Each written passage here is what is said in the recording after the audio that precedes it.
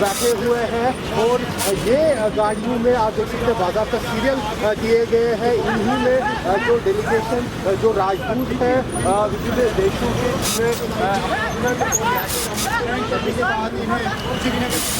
लाया गया और